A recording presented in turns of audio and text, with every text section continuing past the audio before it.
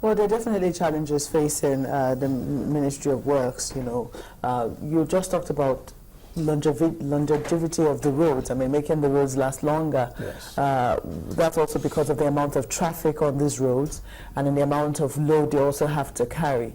In terms of the fact that we don't have really another alternative means of transport. So much has been said about fixing the rail network, but it would seem that it's not being put to use yet. Are you in talks with the Ministry of Transport on the arrangements that can be made subsequently, especially when these roads are completed? You see, that is why I say President Goodluck Ebele Jonathan is truly a transformational leader.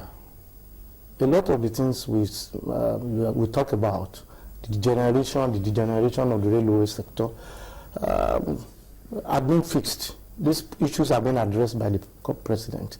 It takes a leader with great courage to tackle these terrible problems, because for donkey years, for more than 4 or 5 decades, the railway sector was completely abandoned, not neglected, completely abandoned. And it seems as if Nigeria was no longer interested in railway transportation. And so many leaders came in, so many institutions came in, they shied away from tackling this problem because they just look at the enormity of the problem and they say, no, let me just avoid it. So it takes a great leader, a man who truly wants to develop his country to tackle these problems head on. And that's why I want to commend the president, even for the great effort. Some may say modest effort, but I would say great effort being made in the railway sector. The railway sector is being fixed. I cannot talk authoritatively about railway transportation. But the little I know, as a member of the Federal Executive Council, a lot is being done in the railway sector. So many of the sectors. We'll look at some other issues, Mr. Adeye, but some other questions here for you specifically. We have this question from Fuego.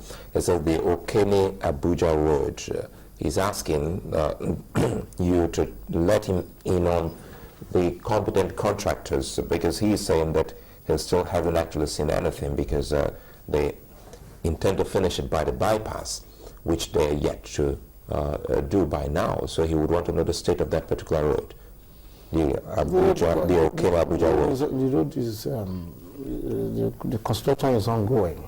Like I said, people should have patience. It's not going to take a day to complete a road. So the road is ongoing. It will take a while to complete that road. The bypass, I passed through it about 3 weeks ago. It's under construction.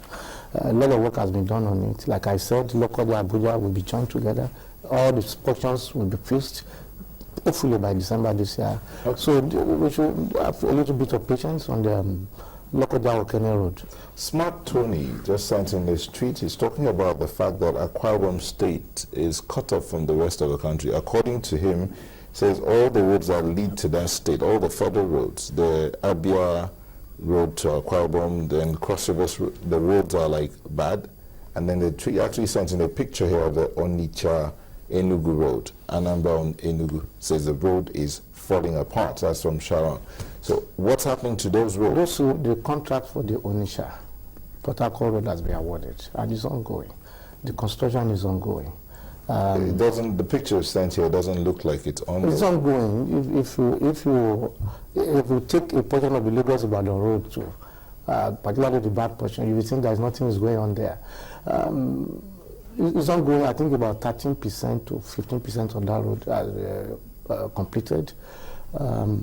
Very soon, I know the contract is ongoing, and the contractors are very competent, and they will deliver. That definitely hopefully raises a question. I mean, yes, work is usually ongoing in some parts. For instance, if you visit the Lagos-Ibadan Expressway, work is ongoing in certain parts, but some other areas where the road is filled in certain portions. Do you ask the Ministry of Works, as we do know that there is a maintenance agency within the Ministry of Works, to try and fix those parts, so they're at least motorable until work finally gets to those areas?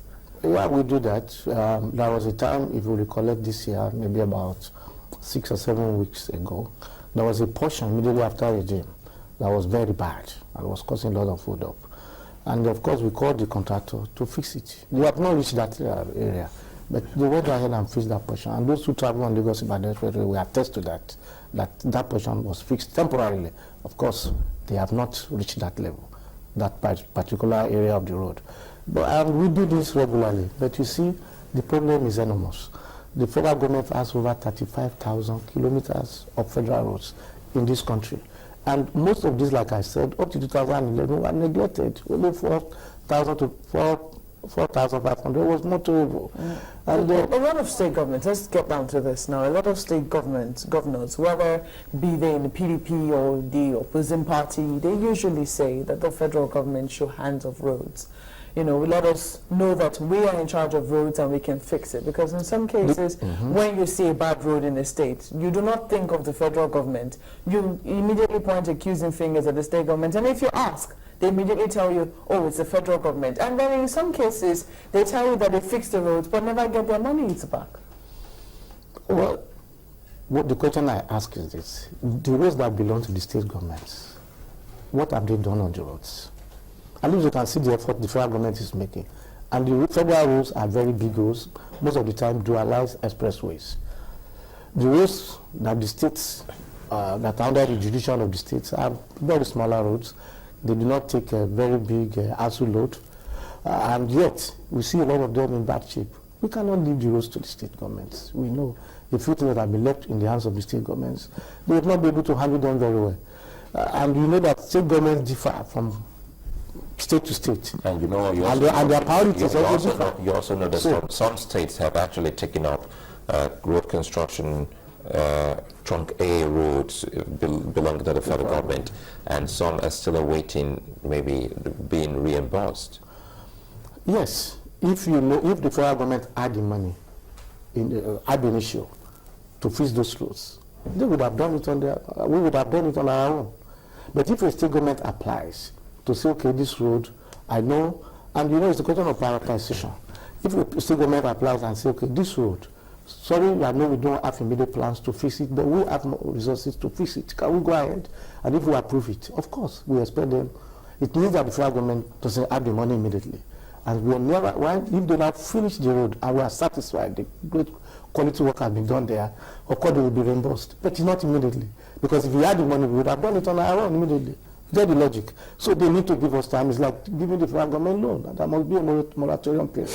And that is the issue. Yeah. But I want to assure you that a lot of state government, without the express approval of the federal government, do intervene on federal roads and do very shady and poor quality jobs, and then they want reimbursement, and of course we cannot approve that. We cannot accede to their request. Okay. Not possible.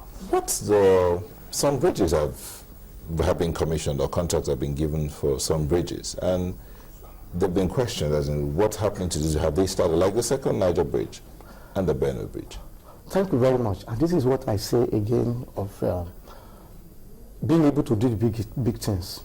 We can run a government and just do the routine things, and people will say you've done very well. You get the point I'm trying to make. Look, Nigerians have been clamoring for a second Niger Bridge, even before independence, because of the congestion in that area. That is the road that links the east and the west parts of the country, the eastern and the western parts of the country. But every government shied away from the problem, shied away from tackling the problem. President Goodluck Ebele Jonathan decided to take it head on. And the contract has been awarded, they have started, work is going on there. I'm sure people from Delta and Asaba and Onitsha are watching me, and they would attest to the fact that work is going on at that beach. Well, a lot of people might say that, you know, it's not like as if they shied away from it. Perhaps there were other problems, because you do know that this is not the first time that contract is being awarded. Even the dredging of the River Niger. Which time was it ever awarded? We do know that former President Musa Yar'Adua was also at, you know, the second Niger Bridge. No contract was awarded. What was awarded? There were expressions of interest, expression of intention to to do the second Niger Bridge. Every government had done that, but no government had ever taken on the very, very difficult task of commencing work on that road. And that is what President Goodluck Ebele Jonathan has done. And I think Nigerians will commend him for that. Because let us face it, great leaders take on big tasks, great tasks in history. I said the picture. Routine leaders do routine jobs. This president is doing great work. We really don't have much time, so I'm trying to see how much of time we can get to look at some of these issues.